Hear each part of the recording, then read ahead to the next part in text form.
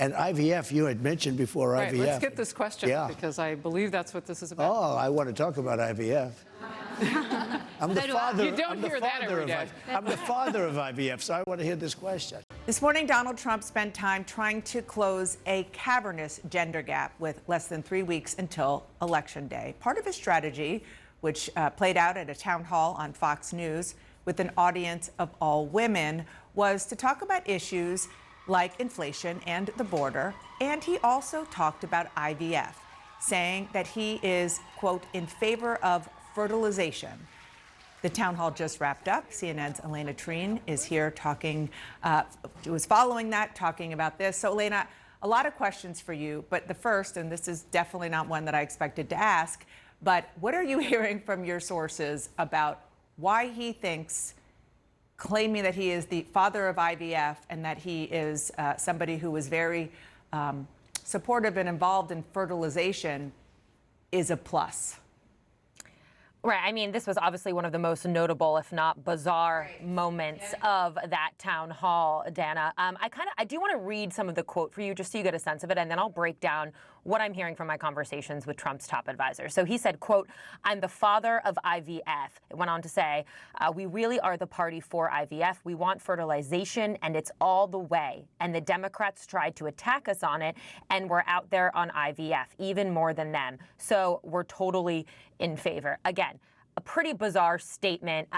When I asked him directly about what does he mean by saying I am the father of IVF, I didn't really get a lot back. But I will tell you that more broadly speaking, Donald Trump believes, and I've heard this in my recent conversations, but I've also known this from covering him on this issue for the last several months, he believes that he set the tone for the Republican Party on this issue. I'd remind you, back in February, we know that the Alabama Supreme Court then had made a ruling that, embryos and life began at when they are embryos, when children are embryos. That was the ruling that the Alabama Supreme Court did. That had led a lot of hospitals and clinics and so on to pause IVF treatments. Donald Trump came out quickly on that, saying, we are the party of IVF, I support IVF, and a lot of Republican officials followed suit.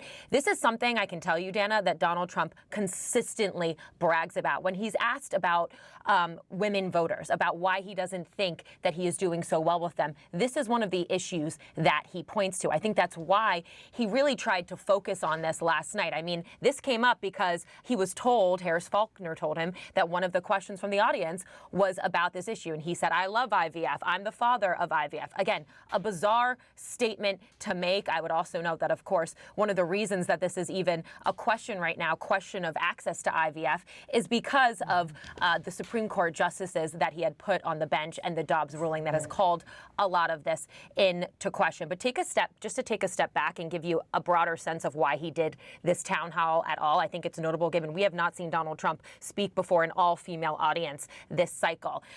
They are really trying to narrow that gender gap. It is a huge concern for the Trump campaign. And I will tell you as well that when I talk to Donald Trump's top advisors, they acknowledge that a lot of women do not like Trump the man. They do not like his rhetoric, but they think that they could maybe win them over by talking about the issues. Again, this is one of the issues that Donald Trump thinks that he can make headway on. Of course, I think the way he did it is definitely up for question. Dana? Elena, thank you so much for that reporting. I appreciate it. I'm joined here at the table with some other terrific reporters, Hans Nichols of Axios, The Washington Post, Leanne Caldwell, and CNN and Bloomberg's Nia Malika Henderson. Hi, everybody. I'm going to just give you a break.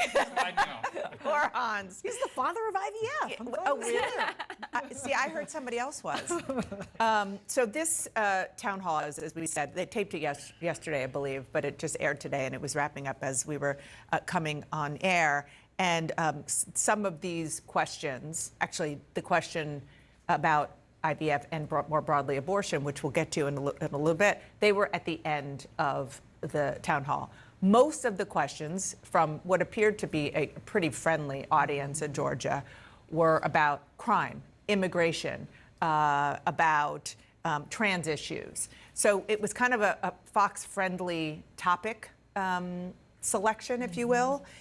Let's talk about that kind of big picture before we get to the nitty-gritty of IVF and abortion?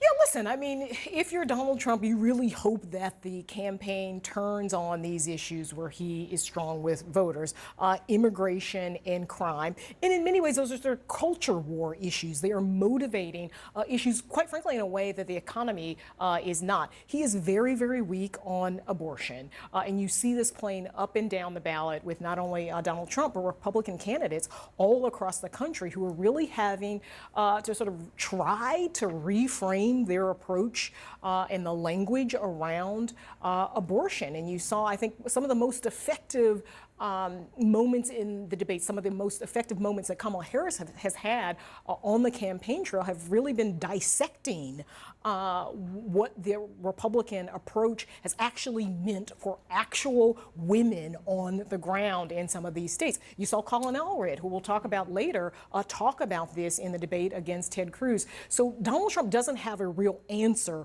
for the reality that some women are facing, including some women who have died in Georgia. Amber Thurman, who died because of these abortion restrictions. He is fond of saying, listen, it's back in the States. That's what everybody wanted. That's not what everybody wanted. Now we're going to get to IVF. Sorry, Hans. Because we do have a clip from what happened when a voter, I believe it was one of the last questions asked, a woman, of course, brought up the issue of IVF and concern about access to IVF. This is how he responded.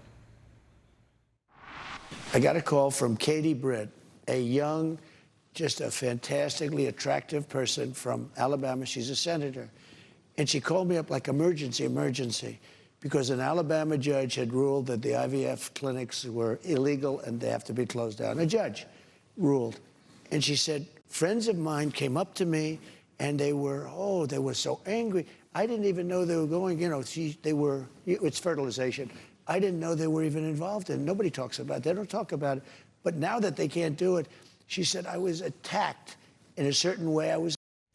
Okay, lots of things to unpack there. First of all, what would happen if you referred to a Democratic senator before saying that they were a member of the United States Senate as a fantastically attractive I would never person? do that. I don't ever talk about anyone's I just appearance. I don't want to let that go, because I know that, Trump would say that's his thing, but I don't know. I'm not sure that if there's an undecided voter out there, a woman who is proudly is that before the Senator before the part? United States Senate? Yeah, I think in general, politicians commenting on females' looks, fellow senators' looks, is probably not the wisest idea. But just you can check me on that later. Look, let's dig into the issue. What's clear is that Republicans know they have a problem with both abortion, to your broader point, and especially with IVF.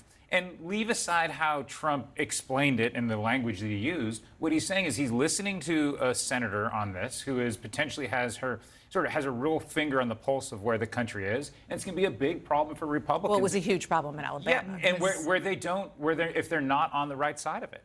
And so, yes, it's we can tittle, and it's fairly absurd the language that he used, but they recognize that it's a problem. You don't meet a Republican operative in this town that isn't worried about abortion and IVF with swing voters and women voters. And it's showing up in all the data. It's not like, don't look at the top line polling numbers, but just look at the demographics. Donald Trump is underperforming where he was with non-college educated women, with women generally, with white women, than he did in 16 and 20. And that's a big problem for him.